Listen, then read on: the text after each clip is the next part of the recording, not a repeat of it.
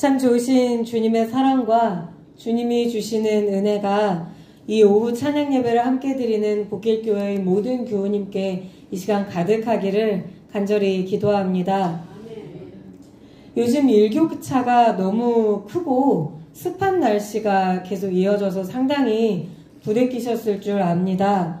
에어컨이나 선풍기를 틀지 않으면 너무 더워서 지치고, 그렇다고 한여름처럼 찬바람을 많이 쐬면 금세 감기 기운이 올라오지요. 그러니 불편하시더라도 겉옷을 꼭 하나씩 챙기셔서 체온을 잘 유지하시고, 특히 따뜻한 차나 따뜻한 물 조금씩 자주 입에 머금고 이렇게 드시면서 건강하게 가을 맞이하시고 또 건강하게 겨울날 준비도 하시게 될 수 있으면 좋겠습니다. 에베소의 폭동이 진정된 후에 바울은 이제 그곳을 떠나 예루살렘으로 가기로 결정을 합니다. 사도행전 20장은 예루살렘으로 가는 마지막 여정을 그리고 있습니다. 바울은 세 번째 전도 여행을 마치는 여정에서 그런데 곧장 예루살렘으로 가지 아니하고 다시 어디로 가냐? 바로 2차 전도 여행 때 개척을 한 교회들이 있는 마게도냐 지방으로 건너갑니다. 그래서 오늘은 지도를 마지막으로 마지막은 아니겠죠. 나중에 로마로 가는 길에서 한 번 좀 더 보게 될 것 같은데 지도를 한번 보셔야 되겠습니다. 지도가 약간 희미한데 바울이 3차 전도여행 때 왔다 갔다 한 경로가 굉장히 길어서 어쩔 수 없이 이렇게 조금 작은 지도를 제가 들고 왔습니다. 진한 붉은색의 점선과 실선으로 이루어진 것이 바로 바울이 세 번째 전도여행에서 다녀갔던 경로입니다. 일단 자, 예루살렘을 한번 짚어주시겠습니까? 예루살렘을 아래쪽에서 예루살렘에서부터 쭉 위로 올라가시면 바로 수리아 안디옥이 있습니다. 수리아 안디옥으로 갔던 바울은 사도행전 18장 23절과 19장 1절에 따르면 저기 윗지방 빨간 선 따라 계속 가주십시오. 길리기아와 부르기아 땅을 지나서 어디로 갔냐면 우리가 지난 시간까지 살펴보았던 바로 저곳 에베소로 왔습니다.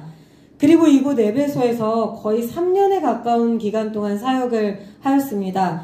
그러고는 이 에베소에서 그 엄청난 폭동을 겪고 그 폭동이 마무리된 다음에 다시 배를 타고 마게도냐 지방으로 건너갔습니다. 마게도냐 지방은 바로 바울이 두 번째 전도여행 때 환상을 보고 이것이 바로 하나님의 뜻이구나 라고 생각하고 그의 여정을 바꾸어서 가게 된 지역입니다. 빌립보가 있고 그 다음에 데살로니가 지역이 있고 베레아 지역이 있습니다. 바로 이곳에 세워진 교회들을 지나 아래쪽으로 내려오시면 헬라 지방이 나옵니다. 그곳에서 석 달간 머물렀다고 성경은 기록되어 있습니다. 그러면 이때 석 달간 머물렀던 곳이 어디냐? 학자들이 연구해 보니 고린도였을 것이다. 성경에는 기록되어 있지 않은데 바로 고린도에서 석 달간 머물렀을 것으로 봅니다.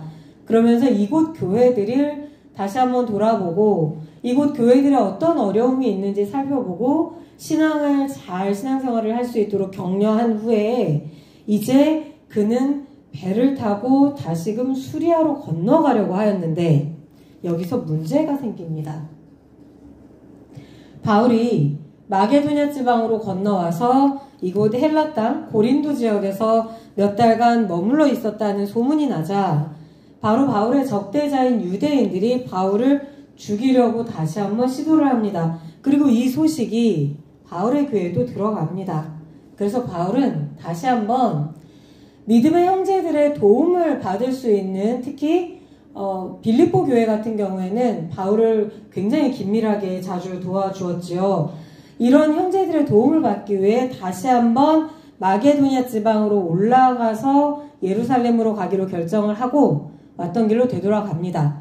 그렇게 하고 다시 한번 이 빨간 선 따라 마게도냐 지방까지 짚어주셨는데 빌립보에서부터 배를 타고 건너와서 드로아를 향해 갔습니다. 드로아 지방. 자, 바로 짚어주셨죠? 자, 성경은 이때 바울이 이렇게 이동하는 어려운 시기 동안에 바울에게 여러 명의 일행이 있었다고 알려줍니다. 그들의 이름이 이후에는 우리가 이들이 어떤 역할을 했는지 찾아보기는 쉽지 않지만 굉장히 초대교회 바울의 사역에서 중요한 역할을 했었던 이들일 것이기 때문에 이들의 이름을 한번 짚어볼 필요가 있습니다. 그들은 누구였냐면 베레아 사람 부로의 아들 소바더와 데살로니가 사람 아리스다고와 세군도, 그리고 더베 사람 가이오와 디모데와 아시아 사람 두기고와 드로비모, 이렇게 모두 7사람입니다. 그들은 바울보다 먼저 가서 바울을 기다리고 있었고, 바울과 그 나머지 일행은 무교절 후에 빌립보에서 배로 떠나 닷새만에 드로아로 가서 일행과 합류를 합니다. 그렇게 하고 여기서 합류한 바울의 일행은 드로아에서 2일 동안 머물러 있게 됩니다. 사실 바울은 예루살렘으로 하루라도 빨리 가고 싶었습니다. 그 중간에 2번째 전도 여행에서 세운 교회들을 방문을 하였지요. 이 급박한 시간에 왜 바울은 굳이 이 여정을 이렇게까지 늘렸을까요? 왜냐하면 이제 이후로 바울이 언제 또 이 교회들을 방문할 수 있을는지 기약이 없었기 때문입니다. 바울은 예루살렘 역시 마지막으로 방문한 후에 로마로 가려고 계획하고 있었기 때문입니다. 그 소망이 죄수의 몸으로 이루어지게 될 줄은 몰랐겠지만 바울은 에베소에 있을 때부터 이미 자신의 마지막을 예감하며 사역하고 있었습니다. 이런 와중에 뱃길까지 가로막는 대적자들이 있었으니 바울의 마지막 예루살렘으로 가는 여정은 그야말로 일종의 첩보작전을 방불케 하는 일이 되었을 것입니다. 오늘 우리가 읽은 말씀에 등장하는 유두고 사건은 바로 이렇게 급박한 위기의 상황, 바울이 언제 죽을지 모르는 이런 어려운 위기 상황에서 벌어진 일이라는 점을 우리가 기억을 하고 이 본문을 읽어야 합니다. 20장 7절에 보면 오늘 이제 지도는 여기까지 보도록 하겠습니다. 20장 7절에 보면 그 주간의 첫날 사람들이 떡을 떼려고 모였다고 기록을 하고 있습니다. 그런데 바울은 이 바로 다음날 떠날 예정이었기 때문에 바울이 이제 설교 말씀을 시작을 했는데 늦은 밤까지 이어지게 됩니다. 말씀이 끝나지를 않는 거예요. 초대교회 예배는 예수님의 부활을 기념하는 안식 후 첫날에 드렸는데 이때까지만 해도 초대교회 예배는 거의 저녁 시간에 모였습니다. 이때는 식사를 겸하는 애찬을 나누며 말씀을 듣는 것이 일반적이었습니다. 초대교회는 그런데 이때 여러 계층의 사람들이 모였고 특히 낮에 고된 일을 해야만 하는 종과 노예 신분의 사람들이 굉장히 많이 있었습니다. 그래서 저녁에 예배 시간에 오면 굉장히 피곤하고 배가 많이 고픈 상태로 오는 사람이 대단히 많았습니다. 고린도전서 11장 17절부터 22절에 보면 그래서 이 떡을 떼는 모임, 성찬의 모임, 예배의 모임이 어떠해야 하는가에 대한 바울의 가르침이 나오기도 하죠. 이 고린도 교회에 나중에 어떤 문제가 있었냐면 저녁 시간에 교회에 준비되어 있던 만찬을 일찍 와서 먹는 사람이 있었습니다. 주로 이 일찍 오는 사람들은 신분이 조금 높은 사람들, 그래서 자기 시간을 자기가 자유롭게 쓸 수 있는 사람들인 경우들이 많았습니다. 그런데 이 사람들이 와서 교회에 준비된 애찬을 먼저 먹어버리는 것입니다. 그런데 어떤 문제가 있었냐면 나중에 오는 교우들, 주로 가난하거나 또 종이나 노예 신분이어서 이 일을 주인이 시킬 때까지 다 해놓고 늦게 올 수밖에 없는 사람들이 먹을 음식을 남겨놓지 않았던 것입니다. 이 때문에 교회 내에 불만이 생겼고 분열이 일어날 조짐조차 생겼습니다. 바울은 이러한 고린도 교회의 문제를 굉장히 준엄하게 꾸짖었던 바가 있죠. 자, 그런데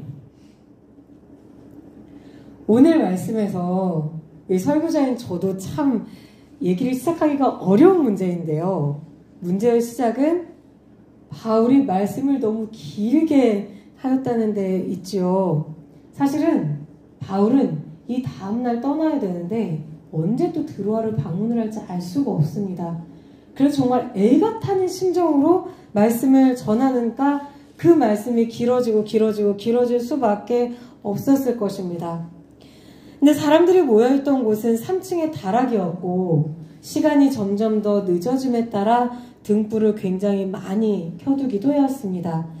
그래서 공기도 탁하고 답답하니 유두구라고 하는 이 청년이 창가에 걸터 앉아 있다가 결국 졸게 되었고 이 졸음이 오는 것을 겨우겨우 참고 있었는데 강론이 끝나지 않자 깊이 졸다가 그만 3층에서 떨어지고 말았습니다. 사람들이 서둘러 갔을 때는 이미 그의 숨이 끊어진 뒤였습니다. 어렸을 때는 유두고를 보고 어떻게 예배 시간에 졸 수가 있어. 이 영적으로 잘못된 거지. 이런 생각을 저도 하기도 하였습니다. 그런데 우리가 이 당시에 유두고를 보면서 유두고가 영적으로 문제가 있었다든가 유두고가 굉장히 예배에 임하는 자세가 좀 흐트러져 있다든가 우리는 그런 얘기를 쉽게 하면 안 됩니다. 왜냐하면 이 말씀의 전체 흐름으로 볼 때 유두고는 아무래도 종의 신분을 가진 사람이었을 것으로 보입니다. 말씀드렸다시피 이 종들은 하루 종일 주인이 그리스도인이 아닌 이상은 하루 종일 주인이 시키는 일을 다 해놓고 대단히 피곤한 상태로 또 배고픈 상태로 이 예배에 왔을 가능성이 큽니다. 그리고 당시 초대교회에 모여 있었던 교인들은 이 예배를 드리다가 어느 순간에 잡혀가서 죽을 수도 있습니다. 단지 예수님을 믿는다는 이유 하나만으로요. 그래서 이 예배를 드리다가 언제 죽어도 상관없다는 마음으로 이 예배에 온 사람들입니다. 그렇기 때문에 이 자리에 있었던 유두고에게 영적으로 문제가 있다. 우리가 이렇게 생각하는 건 굉장히 섣부른 생각입니다. 저도 어렸을 때 했었던 생각이기 때문에 이런 생각을 하였던 것입니다. 그런데 조금 나이가 들어서는 바울이 그러면 조금 너무했던 것이 아닌가? 아무리 은혜로운 말씀이라도 사람의 집중력에는 한계가 있는데 이런 생각을 하기도 했습니다. 그리고 이제 제가 설교 말씀을 전해야 하는 사람이 되고 보니 이제 자꾸 설교자의 입장에서 이 말씀을 보게 됩니다. 과연 예배에 참석한 청중이 은혜를 받고 그 은혜를 기억할 수 있도록 할 수 있는 최적의 시간은 몇 분일까? 몇 시간일까? 목소리 톤을 어떻게 할 때 교인분들이 졸다가도 깨어서 말씀에 집중할 수 있을까? 어떤 예화를 들어야 교인들이 졸지 않고 말씀을 끝까지 들을 수 있을까? 얼마나 말씀이 지루해지면 3층에서 있다가도 졸 수도 있을까? 이럴 때 설교자의 진정한 자세는 무엇일까? 이런 상념이 이 말씀을 읽을 때마다 지속적으로 떠다니는 경험을 하게 되는 것입니다.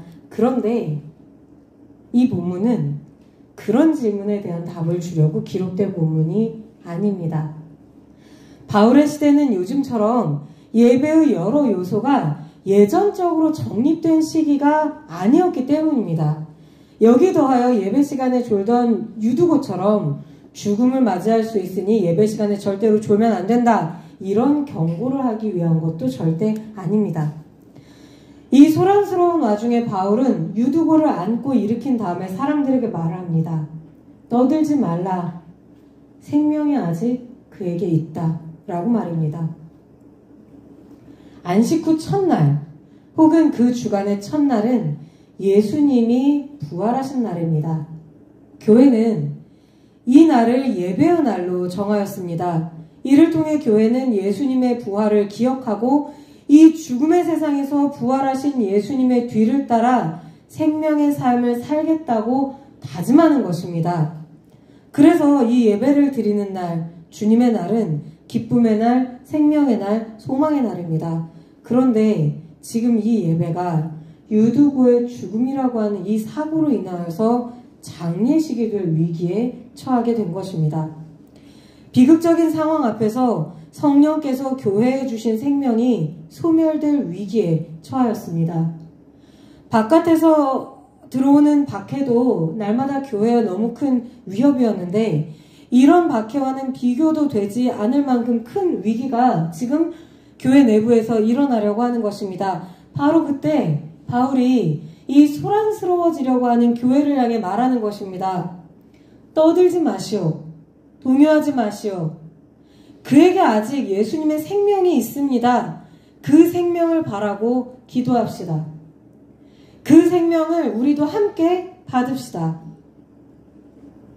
사랑하는 목회교회 여러분, 이것이 예배의 본질입니다. 예배의 자리에 온 우리의 마음은 소란스러우면 안 됩니다. 주님이 주시는 은혜 외에 그 어떤 것도 우리의 예배 시간을 침범해서도 안 되고 우리 예배 시간을 중단시켜서도 안 됩니다. 우리가 예배에 올 때는 피곤할 수도 있고 몸이 아플 수도 있고 마음이 착잡할 수도 있고 걱정, 근심이 있을 수도 있고 분노로 가득 차 있을 수도 있습니다. 그러나 일단 하나님 앞에 나와서 무릎을 꿇으면 그 모든 마음의 어두움을 이제 끊어내겠다고 우리가 하나님 앞에서 결단해야 합니다.